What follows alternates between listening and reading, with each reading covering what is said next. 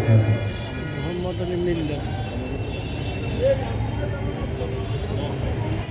আজকে কোরআন প্রতিযোগিতার মতো একটি গুরুত্বপূর্ণ প্রোগ্রামে উপস্থিত হতে পেরে মহান রব্বুল আলামিনের শুকরিয়া আদায় করছি। আলহামদুলিল্লাহ। আমার সামনে উপস্থিত রয়েছে কোরআনের পাখিগণ, মঞ্চে উপস্থিত রয়েছে কোরআনের আলেমগণ। আজকের এই মঞ্চে উপস্থিত আছেন জেলার বিশিষ্ট আলেমদ্বীন, জামিয়া ইসলামিয়া মাদ্রাসার সম্মানিত মুহতামিম জনাব হযরত মাওলানা মুমিনুল জালিল সাহেব উপস্থিত আছেন। ফিলিপপুর মসজিদের মুহতারাম খতিব উপস্থিত রয়েছেন। অন্যান্য ওলামায়ে কেরামগণ উপস্থিত রয়েছেন। ফেনী জেলা বিএনপির আহ্বায়ক জনাব শেখ ফরিদ বাহার ভাই উপস্থিত রয়েছেন। বিএনপির উচ্চ পর্যায়ের নেতৃবৃন্দ, সবাইকে খেলাফত মজলিসের পক্ষ থেকে আন্তরিক অভিনন্দন ও শুভেচ্ছা জানাচ্ছি। সংগ্রামী ভাইরা আমার,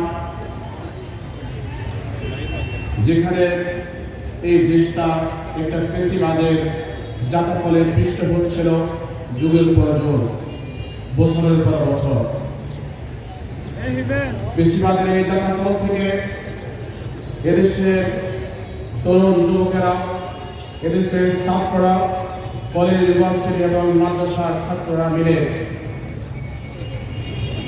এদেশের বিএনপি সহ ডানপন্থী সকল দলগুলো সহযোগিতা নিয়ে একটি অন্তর্বর্তীকালীন সরকার ইতিমধ্যে প্রতিষ্ঠিত হয়েছে।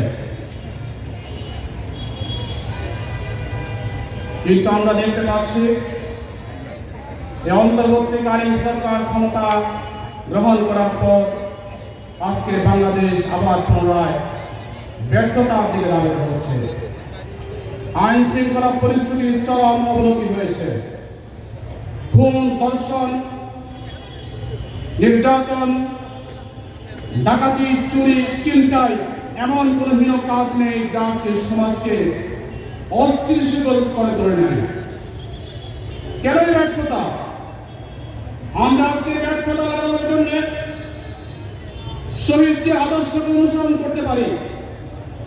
শহীদ জিয়া যখন দেশের দায়িত্ব গ্রহণ করেছিলেন তখন এই দেশটা ছিল একটি বঙ্গুর রাষ্ট্র। এই দেশে তখন খাবার ছিল না, শিক্ষা ছিল না, চিকিৎসা ছিল না। বাংলাদেশ তখন মাথা তুলে দাঁড়ানোর মতো কোনো অবস্থা ছিল না।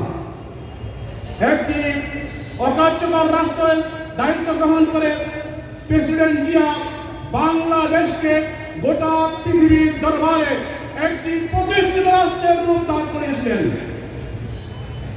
কিন্তু আজকে 24-এ এসে ডক্টর ইউনূস সাহেব বাংলাদেশের দায়িত্বভার গ্রহণ করার পর একটি সুন্দর সুফলা শস্য শ্যামলা একটি সুন্দর বাংলাদেশকে তারা পাওয়ার পরও আমাদের এই সুন্দর দেশটা আজকে কেন অস্থিতিশীলতার দিকে ধাবিত হচ্ছে? আমাদের এই অন্তর্বর্তীকালীন সরকারের কাছে ভাবতে হবে প্রেসিডেন্ট জিয়ার আদর্শ থেকে জীবনী জগতের শিক্ষা নেওয়া রয়েছে। তার জীবনী অধ্যয়ন করে, তার রাষ্ট্রনীতি অধ্যয়ন করে এই দেশকে বাংলাদেশের বুকে, গোটা বিশ্বের বুকে যেভাবে শহীদ প্রেসিডেন্ট জিয়া একটি সমৃদ্ধশালী, একটি সম্মানিত রাষ্ট্রভাবে দাঁড় করিয়েছিলেন, আজকের অন্তর্বর্তীকালীন সরকারকেও সে পথে হাঁটার জন্য আমি আহ্বান জানাচ্ছি। ধন্যবাদ জানাচ্ছি ফেনী জেলা বিএনপি নেতৃবৃন্দকে কোরআনের প্রতিযোগিতার মতো একটি সুন্দর আয়োজনের জন্য। আমরা অনেক দলকে ক্ষমতায় রেখেছি, কিন্তু কোরআনের মতো এই খেদমতের, কোরআনের পাখিদের খেদমতের আর এবং আমাদের সম্মানের জন্য এভাবে সুন্দর আয়োজন কোন দল আমরা করতে দেখিনি। বিএনপিকে ধন্যবাদ জানাচ্ছি কোরআনের আয়োজনের জন্য, সুন্দর আয়োজনের জন্য খেলাফত মজলিসের পক্ষ থেকে ধন্যবাদ জানাচ্ছি। ফেনীবাসীকে আহ্বান জানাবো, আজকের এই বাংলাদেশের চরম ক্লান্তি লগ্নে আপনাদের সবাইকে কোরআনের প্রতি ফিরে আসতে হবে। কোরআনই পারে একমাত্র পৃথিবীতে শান্তি প্রতিষ্ঠা করতে। কোরআন ছাড়া অন্য কোনো মতে, অন্য কোনো পথে শান্তি প্রতিষ্ঠা সম্ভব নয়। বিএনপি নেতৃবৃন্দ এই সত্যটা উপলব্ধি করা প্রয়োজন। বিএনপি আমরা ছোটবেলা থেকে জানি যে বিএনপি একটি ডানপন্থী দল, সব সময় ডান পক্ষে থাকেন।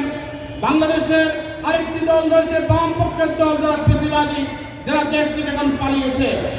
কিন্তু বিএনপি কখনো বাম পথে হাঁটেনি।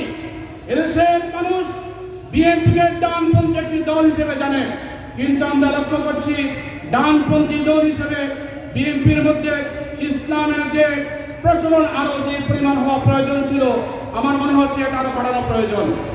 বিএনপি যত বেশি ইসলামের পক্ষে আসবে, বিএনপি যত বেশি কোরআনের পক্ষে আসবে, বিএনপি যত বেশি কোরআন চর্চা করবে, হাদিস চর্চা করবে, ইসলামের কথা যত বেশি বলবে, তত এটা বিএনপির জন্য যেমন লাভ হবে, বাংলাদেশের জন্য সেটা অনেক কল্যাণকর হবে। এই আহ্বানটুকু রেখে আমি আমার সংক্ষিপ্ত বক্তব্য এখানে শেষ করছি। নাসরুম মিনাল্লাহি ওয়া ফাতহুন করিব। খেলাফত মজলিস জিন্দাবাদ, জাতীয় দল বিএনপি জিন্দাবাদ, বাংলাদেশ জিন্দাবাদ।